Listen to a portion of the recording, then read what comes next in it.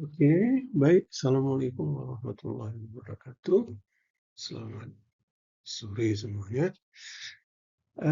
Kita akan coba lihat apa perbedaan antara negara berkembang, kalau kasarnya mungkin kita bilang sebagai negara miskin, dan negara maju atau negara kaya. Kita akan melihat ini sebagai sebuah refleksi untuk memandang masa depan. Nah, kita mulai dari bandingkan umur. Apakah umur menjadi suatu penentu satu bangsa itu makmur, atau kaya, atau maju, atau miskin, terbelakang, atau kadang-kadang disebut sebagai negara berkembang. Kita lihat ini, ada Mesir, India, yang secara negara, secara kebangsaan mereka itu sudah sangat tua, berusia ribuan tahun. Coba kita bandingkan dengan ini yang relatif muda.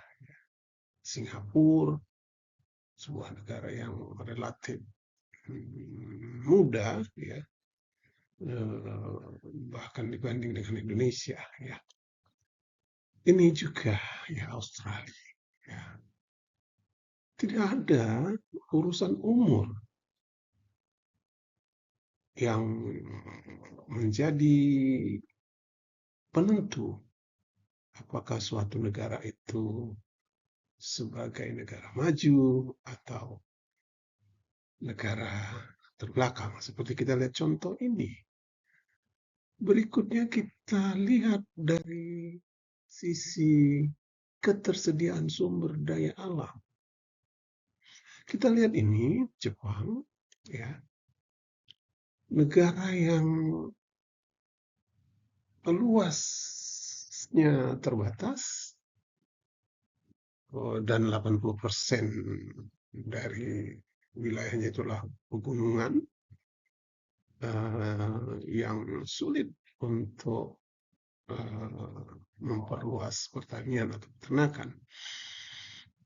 Tapi Jepang ini menjadi negara maju. Bahkan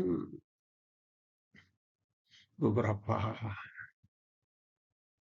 kejadian mereka malah beri bantuan beras kepada kita. Ya, artinya mereka punya beras yang lebih dari cukup untuk kebutuhan mereka. Ya. Oke, berikutnya kita lihat Swiss, sebuah negara di Eropa yang tak pernah punya kebunan coklat, karena memang tidak mungkin wilayah mereka ditanami untuk tumbuhan seperti itu. Tapi pada kenyataannya mereka menjadi satu negara sebagai penghasil coklat yang terbaik di dunia. Ya, itu dia. Ya. Sekali lagi lihat bahwa sumber daya alam bukan penentu. Ya, berikutnya kita lihat intelijensi. Ya. Para eksekutif di negara maju yang berkomunikasi dengan temannya di negara-negara terbelakang atau negara berkembang tadi, ini sependapat bahwa sebenarnya tidak ada perbedaan yang signifikan dalam hal kecerdasan. Kita bisa lihat dalam berbagai lomba-lomba yang mengukur kecerdasan, misalnya Olimpiade ilmu pengetahuan, orang Indonesia yang anak-anak Indonesia yang Indonesia ini kita masukkan ke dalam negara berkembang, itu tidaklah terlalu tertinggal. Seringkali mereka menang.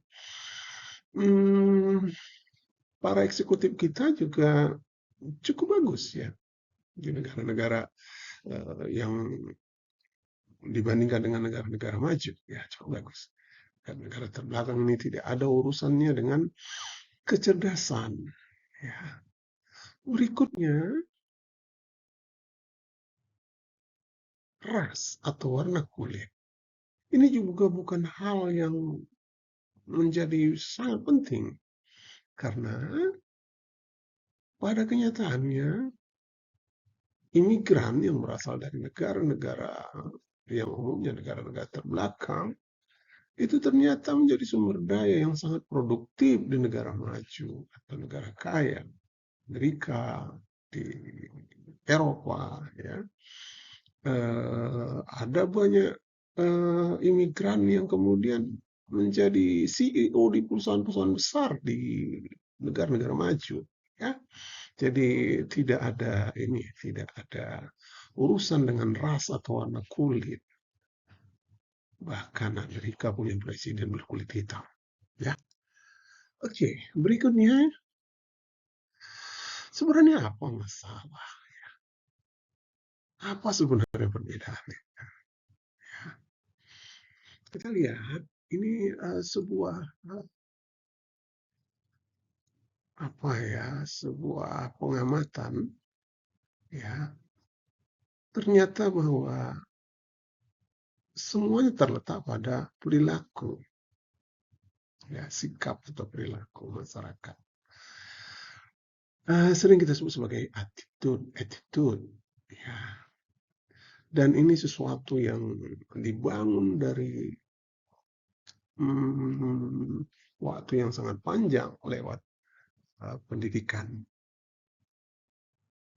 budaya. Itu perbedaan. Lebih lanjut kita akan lihat di sini. Kita lihat bahwa perilaku di negara maju itu mayoritas penduduknya sehari-hari mengikuti prinsip-prinsip dasar kehidupan sebagai berikut ini. Ya. Pertama, etika sebagai prinsip dasar dalam kehidupan sehari-hari. Kedua, kejujuran dan integritas. Ketiga, bertanggung jawab. Keempat, hormat pada aturan dan hukum masyarakat. Kelima, hormat pada hak orang atau warga lain. Keenam, cinta pada pekerjaannya. Ketujuh, berusaha keras untuk menabung dan berinvestasi. Kedelapan, mau bekerja keras. Kesembilan, tepat waktu. Itu dia. Ada 9 paling tidak yang bisa kita kenali, ya. Sementara di negara-negara miskin atau terbelakang atau berkembang, kelihatan bahwa hanya sebagian kecil saja atau minoritas saja orang-orang yang kemudian mematuhi prinsip dasar tadi. Mayoritas tidak patuh, ya, tidak mematuhi prinsip-prinsip tadi. Ya, itu yang bisa kita amati. Perbedaan yang sangat jelas, ya, antara negara maju dengan negara berkembang, negara miskin. Ya, oke.